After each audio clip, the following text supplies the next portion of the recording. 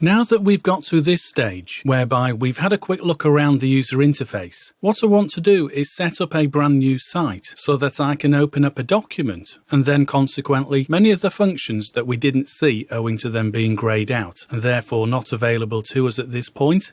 Well, by setting up a site and a subsequent first web page, it means I'll be able to show you round more fully.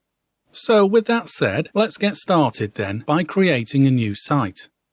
If you notice in this panel group over on the far right here, then you'll see already that there is a site set up, and this is my studio site.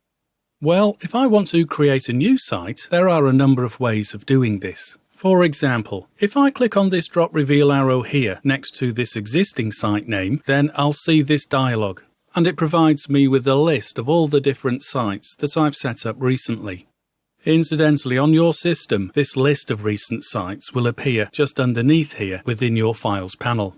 For some reason, the screen recording software that I use has decided to centrally place this list within my screen. Anyway, regardless, what I'm concerned with is this bottom option, where it says Manage Sites. Once I click on here, then I'll see this Manage Sites dialog, and there's a list here of all the different sites that I've set up previously.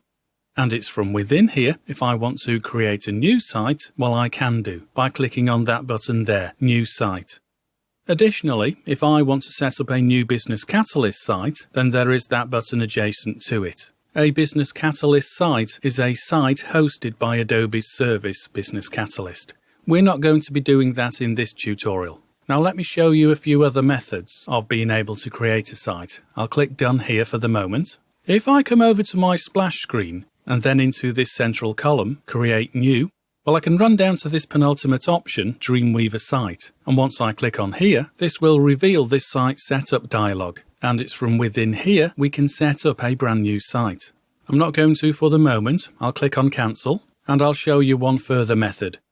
Come up to your menu bar, and then click on this Site button. And as you can see with the top two options, we can create a new site, or, as I've just spoken about, we could create a new Business Catalyst site. I'm going to go for our top option, New Site. Okay, and once I click on here, I now see this same site setup dialog. And on the left-hand side, you can see we've got 4 categories, headed by Site, and it's from within the main area on the right that we actually define a site, i.e. tell Dreamweaver what our site is going to be called, and where it's going to be located on our hard drive.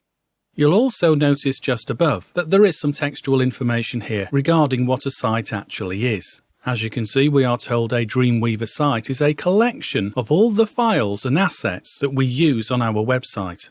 And we are further informed that a Dreamweaver site usually takes 2 parts, i.e. whilst we are building the site, then all the information, all the photographs, all the text, all the movies if we are going to include movies, and all the HTML and CSS files, well, they'll all be stored on our hard drive in what's known as a local folder. Once we have completed our site, although that's not particularly necessary, your site doesn't have to be totally complete. So either you are working in progress or your site is complete. Well, at that stage, for the world to be able to see your site, you have to place all those files that you've got stored on your local folder onto a web server. And that web server will have what's known as a remote folder. So once anybody is browsing your site, once it's live, then of course they're not looking at the files on your system. They are looking at all those files that you have created and consequently uploaded to the remote folder on the hosting server. Okay, so as you can see then, there are 2 stages to this. In this tutorial, what I'm going to do is set up a site purely from the local server perspective. Later, I'll show you how we set up the remote server. So to get started then, down here we've got these 2 fields, and I want to give my site a name in this top field, Site Name. This can be anything. It doesn't have to be the name of your site, the real name. For example, during this course, we're going to be creating a website focused on a village near to where I live. The eventual URL for that site might be called Village Life, but at the moment, whilst I'm developing the site, in this site name field, I can call it something else. Now the name of the village is called Stockton Heath, so in this site name field, I'm going to type that in. I'll delete the placeholder text and then type in TT Stockton Heath, Total Training Stockton Heath. Now the field below, Local Site Folder, you'd be well advised whilst you are building your site to keep all your assets together in one folder, i.e. all your photographs, movies, text, whatever. Keep them all centrally located in one folder on your drive. This will make building your site and eventually uploading your site so much easier. I would recommend that you make sure that you keep that and the assets provided in the Project Files folder together. We won't be using those assets in this chapter, but we'll be using them to build our site in future chapters.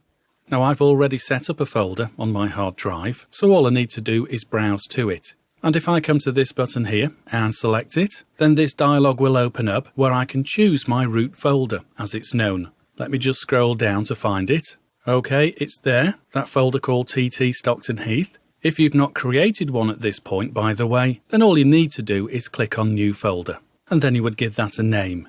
Now I am going to choose this one I've already set up, so by having it selected, all I need to do is click on Select Folder.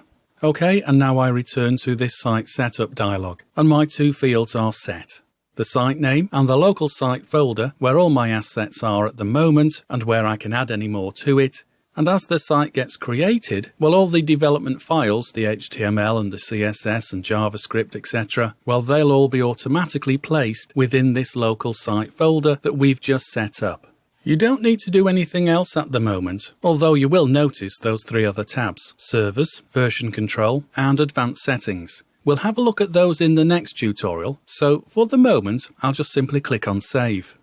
Okay, and therefore, as a consequence, here in my Files panel, here is the name of our site that we've just set up, and because I've already set up some folders within that site on my hard drive, then that's why you see these folders here: Movies, Photographs, Text, and Web Fonts. If you've not already set up some folders on your hard drive, then you'll still see the title of your site here, but of course you won't have any of these extra folders. Now, even though I've already included this Web Fonts folder, I'm going to remove it for the moment because in the following tutorials, I'm going to walk you through the process of setting up a folder once your site has been created, whereby any extra assets like this, Web Fonts, will be automatically included. So by selecting it and then right-clicking here, I can run down to the Edit option, fly out, and then simply choose Delete. Dreamweaver throws up a warning message, just checking with me, do I really want to delete this? Well, I do, so I'll hit yes.